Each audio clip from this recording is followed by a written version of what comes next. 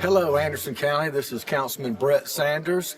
I guess doing a recap on our council retreat today, January the 14th. We arrived here about 8:30 this morning and just finished up 1:30. So been in meetings about for the past 5 hours, and very informative.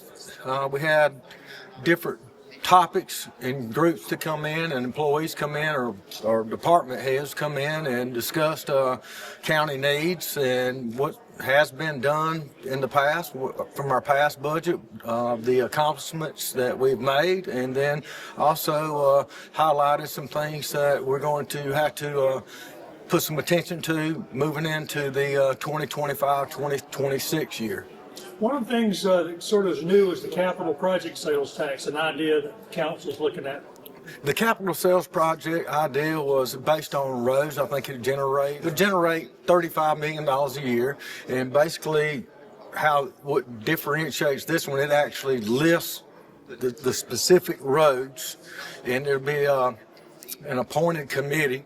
Would be municipalities. Everyone has so many people that they can appoint to it, and then they go through and take the information from our roads assessments that we had done, our survey, our infrastructure guys that came out and classified our roads and the conditions of them, and the committee would then form a list of projects that need to be addressed.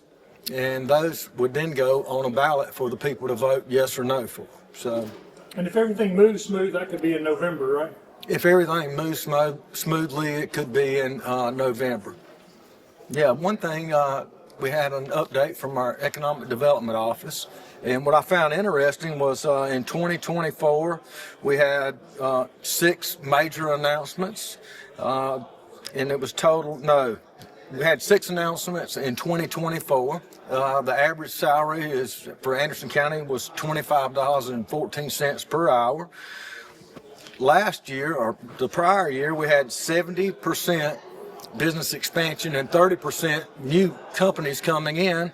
And in 2024, we had over 83% new businesses come in. There was $99 million in economic investment, 511 new jobs created, and the average salary on those jobs that were created was $36.33 per hour.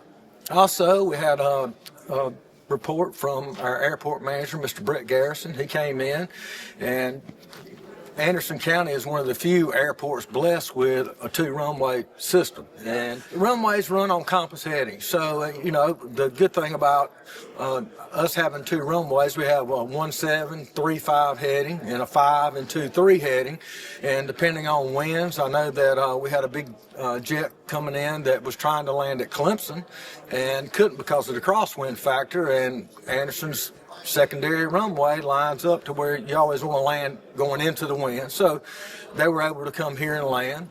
There was discussion in the past about doing away with that runway. I think we fought to keep it. I'm glad that we did, because now that the South Carolina Aeronautics Commission has stepped up and is actually going to fund 90% of the funding to refurbish that runway. So that's good to know that that's there. We also had the playground that's being finished up that was secured or done by private funding. I know that the airport had their first annual 5K run out there. I think it generated over $13,000 the first run. So a lot of good things, a lot of individuals and companies stepped up to make donations as well. So that is finalized now. We have over 83 people waiting on the hangars. And that's not only Anderson County, but I mean, that's pretty much statewide. He had brought some proposals in and showed on the possibility of doing a corporate hangar. And what people don't really realize or understand, when those planes are based here, and especially on a corporate level, when you're talking a $30-40 million airplane, their taxes are paid here. Also, when a heavier plane is based on weight, but a heavy size plane or jet comes in, they have to pay a runway fee or landing fee, or they have to purchase fuel. A certain amount of fuel, and all airports have that. And the good thing about a corporate hangar out there would be the tax benefits on the property tax on the aircraft, the hangar rent or storage rent, plus the fuel that they buy.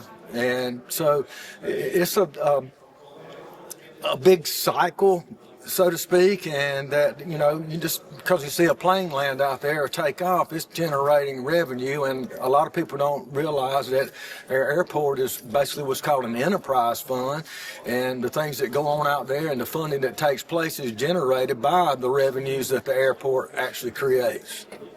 And the auditor and assessor's office, treasurer's office needs new software. Yeah, we have outdated software that's been used, and it's antiquated to the point to where we have technicians that have to write software in order to pull things out of what we need.